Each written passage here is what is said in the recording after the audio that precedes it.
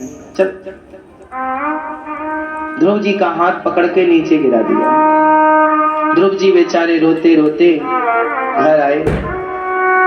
माँ ने बोल दिया, तपसा राज्य पुरुषम तस्यैवानुग्रहेण में गर्भे त्वं साधयात्मानं यदि इच्छसि नृपासनम। जाओ तप करो। ध्रुव जी रोते रोते घर आए। सुनीति माँ ने गोद में लिया, प्यार किया। बेटा क्या हुआ? माँ, सौतेली माँ ने कह दिया कि तू अभागिन का बेटा है। माँ, क्या तू अभागिन है? माँ, ध्रुव जी की माँ सुनीति ने कहा, बेटा मैं भाग्यशाली होती तो तुझे तेरे पिता की गोद में ना बैठा देती। मैं अभागिन हूँ इसलिए तो तुझे तेरे पिता की गोद में ना बैठा सकी। बेटा तू जा और जाकर के तप कर। ध्रुव जी महाराज तप के लिए प्रेरित कर रही है माँ। देखो, एक माँ अपने बेटे को प्रेरणा किसकी दे रही है? जोर से, तप की।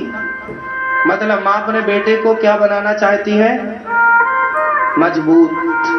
तप करने से मजबूत होगा।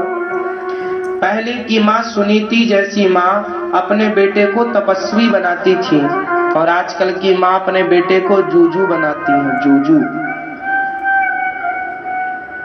तप कर जा। माँ, ये तपस्या क्या है? बेटा भगवान की आराधना कर, तुझे भगवान मिलेंगे। और यदि तुझे भगवान मिल गए तो जिस गोद में, जिस गद्दी पर तेरे पिता बैठे हैं उससे श्रेष्ठ सिंहासन तुझे भगवान दे सकते हैं। जा, उनकी शरण में जा। ध्रुव जी महाराज चल पड़े। माँ ने प्रेरणा दे दी तप की। इसलिए बच्चों को तपस्वी बनाओ। सुख चैन ज्यादा अच्छा, सुख चैन बहुत अच्छा नहीं है। सुख बहुत अच्छा नहीं है। सुख व्यक्ति को कमजोर करता है, दुख व्यक्ति को मजबूत करता है। कितने लोग इस बात से सहमत हैं कि सुख व्यक्ति को कमजोर करता है और दुख व्यक्ति को मजबूत कर? इसलिए बच्चे आजकल के कमजोर क्यों हैं? क्योंकि सुखी हैं। पहले के बच्चे मजबूत क्यों थे? क्योंकि जीवन में स्ट्रगल था। जीवन में आजकल बच्चे तरसते नहीं हैं। जैसे हम लोग पहले बचपन में ना चॉकलेट, मिठाई, खिलौनों के लिए भी तरसते थे। आजकल के बच्चे तरसते कहाँ हैं? कुछ बोला माने तुरंत चॉकलेट, टॉफी, खिलौने, महंगे से महंगा खिलौना। हम तो 5 रुपए की बंदूक खरीदा करते थे, छोटी सी बंदूक मेला से। तो वो भी 5 रुपए साल भर जोड़ते थे, तब अगले साल मेला आता था तब खरीदते थे। 5 रुपए की आती थी। तरसते थे तो उनकी कीमत समझते थे, है ना? पंजी वाली गोली आती थी तो उसको मुंह में रखे रहते थे, जल्दी घुलने नहीं देते थे। थोड़ा देर तक चलना चाहिए। पैसे लगे किनारे डाल लेते जिस तरह, धीरे धीरे घुलनी चाहिए। हाँ या ना? तो पहले हम लोग तरसते थे चीजों को। तो तरसने से क्या होता था? चीजों की वैल्यू निकल के आती थी, कीमत निकल के आती थी। आजकल के बच्चे तरसते नहीं हैं तो उन्हें 100 रुपए का खिलौना भी, उन्हें पता ही नहीं कि 100 रुपए क्या है। इसलिए जीवन में जितना आप दुखी रहेंगे उतने आप मजबूत रहेंगे। इसलिए दुख हमें मजबूत करता है। इसलिए दुखों से घबराना नहीं चाहिए। लाइफ में, जीवन में स्ट्रगल जरूरी है, मेहनत जरूरी है।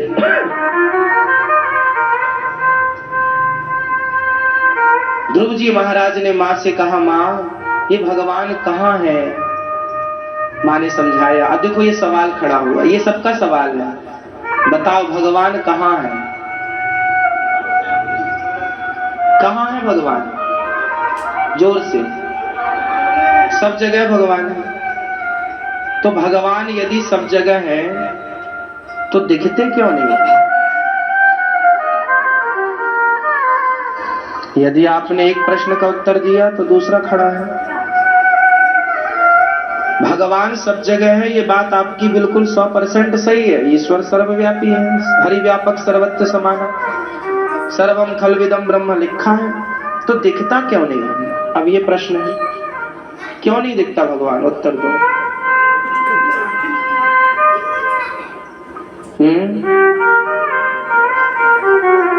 क्यों नहीं दिखते भगवान?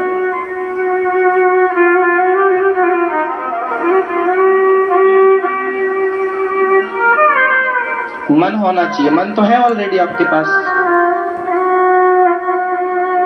नेत्र तो है आपके पास, भाव तो है आपके पास। भाव है तब तो वृंदावन आए हैं। बैठे बैठे बैठे बैठे।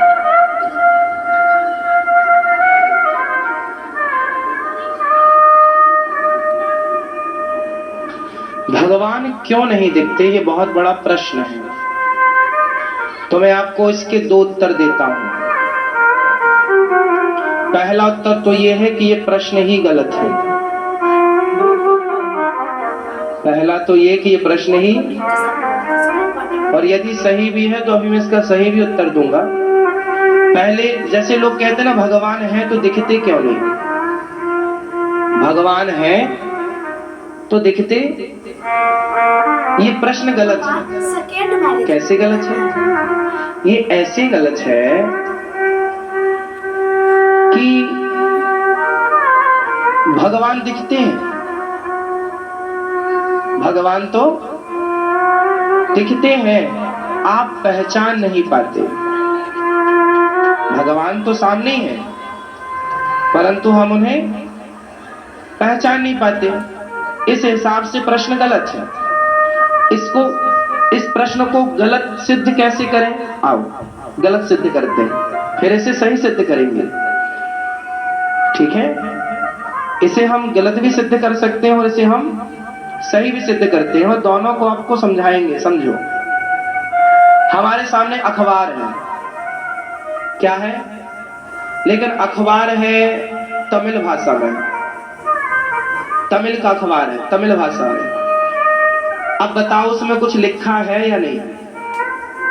उत्तर दो। लिखा है? लिखा है? पहले जितना हम प्रश्न करें उसका उत्तर दो। अखबार तमिल का है, तमिल भाषा का, क्या हम उसे पढ़ सकते हैं? क्या उसमें कुछ लिखा है? जोर से। लिखा है तो क्या पढ़ सकते हो?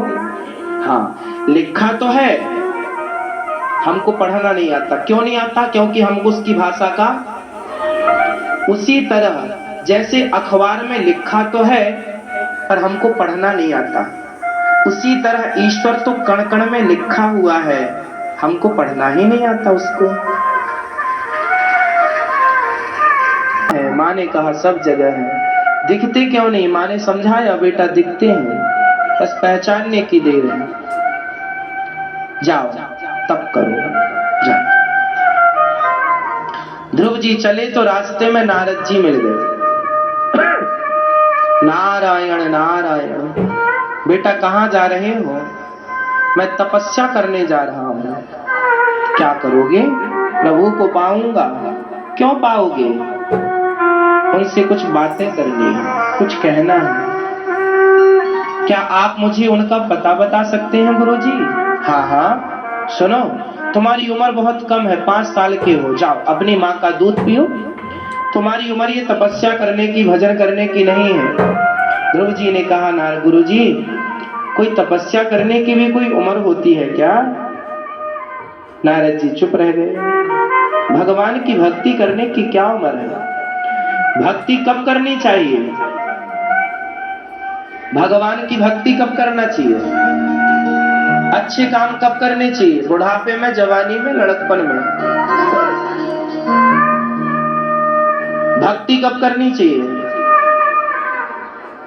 हाँ, भक्ति कब करो? भजन करो मस्त जवानी में, बुढ़ापा किसने देखा है? भजन करो मस्त जवानी में, बुढ़ापा देखा। वे माह में पांव के अंगूठे के बल खड़े हुए और ध्रुव जी ने भगवान की स्तुति की, भगवान को पुकारा, ओम नमो भगवते वासुदेवाय का दिव्य मंत्र जपा। इंद्रासन हिल गई। इंद्र बोले, प्रभु कौन है ये जो मेरी आसन हिला रहा है? भगवान बोले, मेरे भक्त की तपस्या के बल पर आपके संग ऐसा हो रहा है।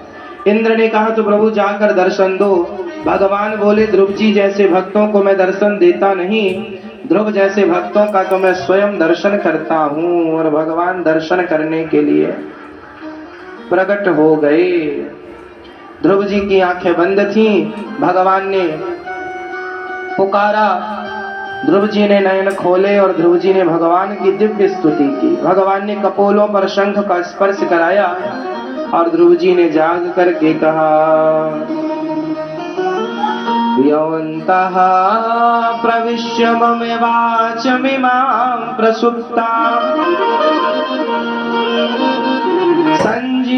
संजीवयत्यखिल शक्तिधरः स्वधाम्ना अन्यास्तहस्तचरणश्रवणत्वगादीन् प्राणान् नमो भगवते पुरुषाय तुभ्यम्। मेरे अंतःकरण में आप बस जाइए, अंतःकरण में समा जाइए प्रभु। ध्रुव जी ने भगवान की दिव्य स्तुति की। ध्रुव जी के तप के बल से भगवान प्रकट होते हैं और ध्रुव जी को कहते हैं, पुत्र कोई वरदान मांगो। ध्रुव जी ने कहा, प्रभु भला आपसे हम क्या मांगे? आप देना चाहते हैं तो हमें बस अपना दर्शन देते रहिए। भगवान ने कहा, तुमने राज्य की कामना से तप किया, जाओ हम तुम्हें अखंड राज्य देते हैं। 36,000 वर्षों का भगवान ने ध्रुव जी को अखंड राज्य दिया। ध्रुव जी तप करके जब गए, भगवान ने कृपा की, पिता ने उन्हें राजा बना दिया। ध्रुव जी का विवाह हुआ। गृहस्थी में रहकर उन्होंने खूब यज्ञ जब तक किया और उनके भाई को यक्षों ने मारा तो ध्रुव जी ने यक्षों को मारा। कुबेर जी ने, मनु जी ने उन्हें समझाया और वो समझ गए। इससे कुबेर जी ने प्रसन्न होकर उन्हें भक्ति का वरदान दिया। इन्हीं ध्रुव जी ने अंत में अपनी मृत्यु के सिर पर पांव रख के भगवान के धाम मां के सहित चले गए। आज भी ध्रुव तारा बन के चमक रहे हैं। बोलिए ध्रुव जी महाराज की।